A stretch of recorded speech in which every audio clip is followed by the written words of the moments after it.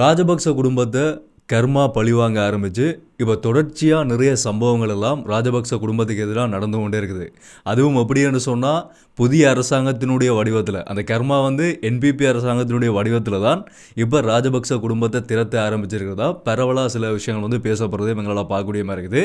முக்கியமான ஒரு கைதொண்டு இன்றைக்கு காலையில் நடந்திருக்குது. ராஜபக்ச குடும்பத்திலிருந்து முன்னாள் ராஜாங்க அமைச்சர் சசீந்திர ராஜபக்ச இன்றைக்கு காலையில் அவரோட வீட்டில் வச்சு கைது செய்யப்பட்டிருக்கிறார்.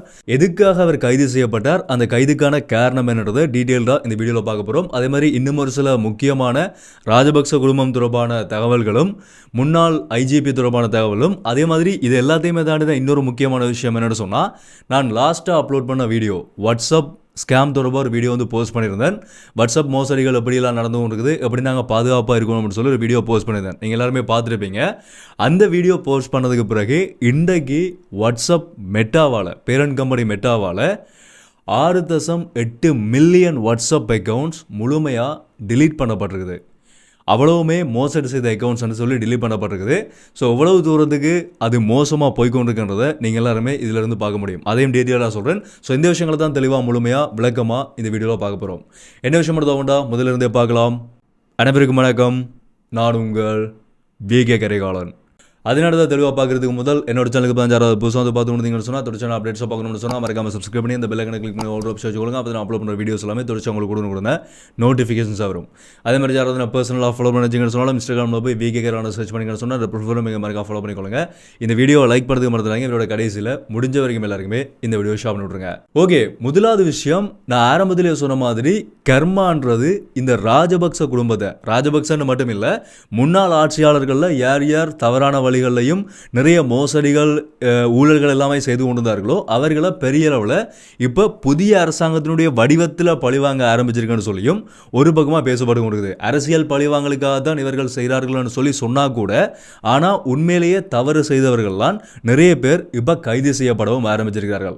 அந்த வகையில் தான் இப்போ கடந்த வாரம் கூட நாமல் ராஜபக்ச கைது செய்ய சொல்லி ஒரு உத்தரவு பிறப்பிக்கப்பட்டது. இந்த மாதிரியான நிறைய பிரச்சனைகள் ராஜபக்ச குடும்பம் தொடர்பான கைதிகள் பிள்ளையான் ஜெயிலில் இருக்கிற வரைக்கும் நிறைய பிரச்சனைகள் தொடர்ச்சியாக இப்போ கைதிகள்ன்றது நாட்டுக்குள்ளே நடந்து கொண்டே இருக்குது.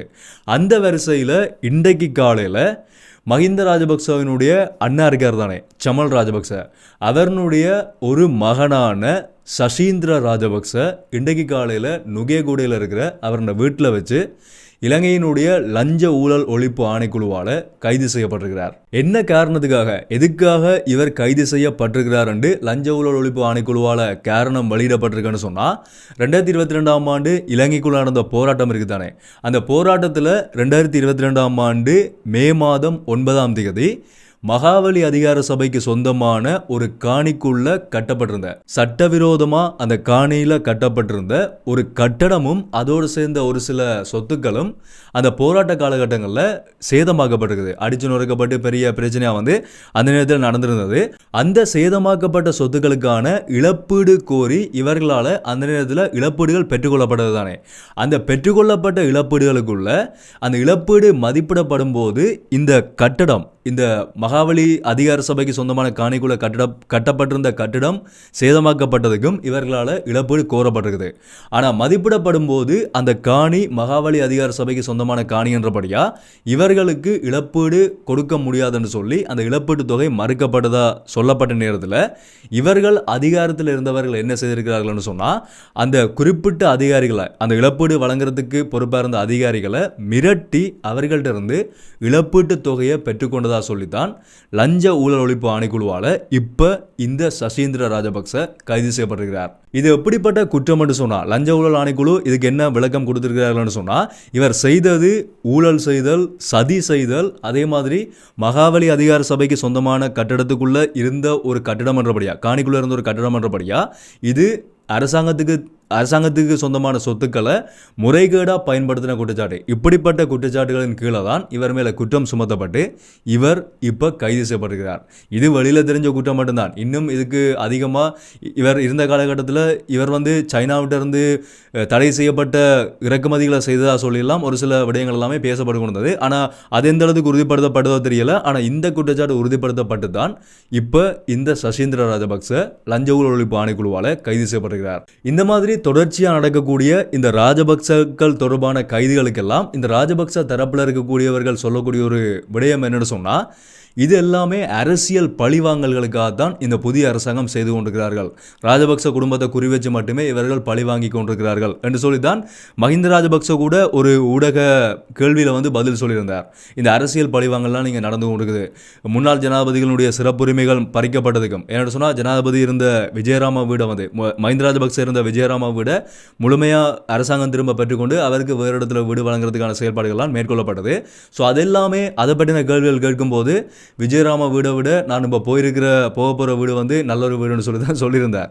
ஆனால் அவர் சொல்லக்கூடிய அதை எல்லாமே சொல்லக்கூடிய விடயம் என்னென்னு சொன்னால், இதெல்லாமே அரசியல் பழிவாங்கல்களுக்காக நடக்கிற மாதிரி தான் எங்களால் பார்க்கக்கூடிய மாதிரி இருக்குது என்ற மாதிரி தொடர்ச்சியாக இவர்கள் இந்த பழிவாங்கல் என்ற ஒரு விடயத்தை சொல்லிக் கொண்டிருக்கிறார்கள்.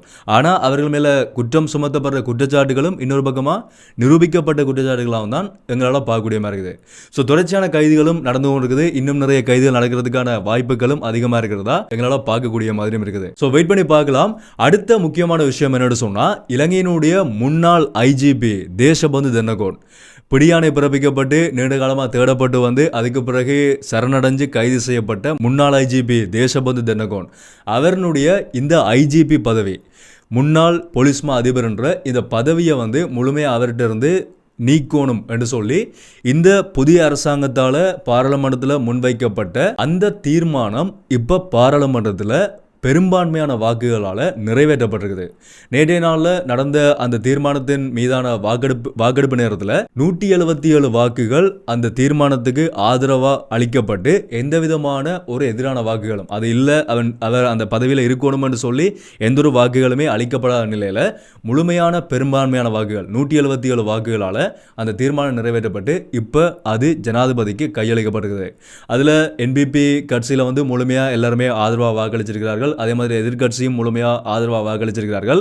இலங்கையினுடைய தமிழரசு கட்சியும் ஆதரவாக வாக்களிச்சிருக்கிறார்கள். இலங்கையினுடைய பொதுஜன பெருமன கட்சி வாக்களிக்கலை. அதே மாதிரி சுயேட்சையில் இருக்கிற எம்பி அர்ச்சுனா அவர்களும் வாக்களிக்கலை. ஸோ பெரும்பான்மையான வாக்குகளால் இப்போ தேசபந்து தென்னகோன் ஐஜிபி என்ற பதவி நீக்கப்பட்டு தேசபந்து தென்னகோனுடைய பதவி இப்போ பறிக்கப்பட்டிருக்குது. அது பறிக்கப்பட்ட உடனேயே அவர் என்ன செய்திருக்கிறார்னு சொன்னால், அவருடைய ஃபேஸ்புக்கில் அவருடைய போலீஸ் மா அதிபரோட ஃபோட்டோவோட அந்த போலீஸ் உடுப்போடு இருந்த அவருடைய ஃபோட்டோவை நீக்கிட்டு அவருடைய ப்ரொஃபைலை இப்போ மாற்றிருக்கிறார். இப்போ இருக்கிற ப்ரொஃபைல் கோட் ஷூட்டோட இருக்கிற ப்ரொஃபைல்லாம் போட்டிருக்கிறார். ஸோ அதில் நிறைய கமெண்ட்ஸ் எல்லாமே பார்க்கக்கூடிய மாதிரி இருந்தது. இனிமேல் பீஸ்ஃபுல்லாக நீங்கள் வாழுங்கன்ற மாதிரிலாம் சில கமெண்ட்ஸ் எல்லாம் போய் கொடுத்தது.